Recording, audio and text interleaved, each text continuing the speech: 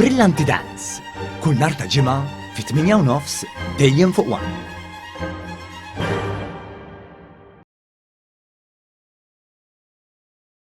Il-qorti laqet ir-rikors tal-Gvern u naqset għal 20 ġurnata il-perjodu ta' appell għal Stewart Healthcare fil-każ dwar il-konċessjoni tal-isptarijiet f'seduta tal-Prim Awla Ċivili ippreseduta mill-imħallef Miriam Heyman ġie diskuss ir-rikors imresaq mill-Gvern sabiex jitnaqqas iż-żmien allokat tal Stewart Healthcare biex tappella fil-każ tal-annullament tal-konċessjoni tal-isptarijiet li oriġinarjament kien 30 ġurnata.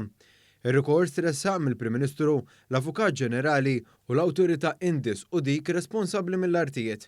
L-Avukat tal-Istat, Chris Soler, għannom tal-Prim Ministru, stqarra li xtressaq dan ir-rikors hekk kif il-qorti għandha qudiemha sentenza ta' interess pubbliku nazzjonali u tal-Istat minħabba li qed titkellem fuq is-servizz tas-saħħa.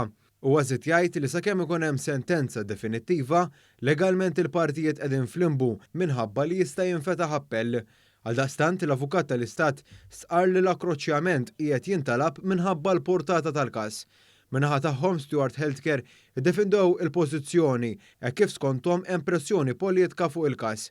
Dan fil-waqt li Stewart esprimew l-interess li jagħmlu appell fi żmien allokat għalihom. Huma argumentaw li minn meta nfetħet il-kawża għadda ħafna żmien għalhekk l-akkorċjament tat-terminu mhuwiex wieħed ġust.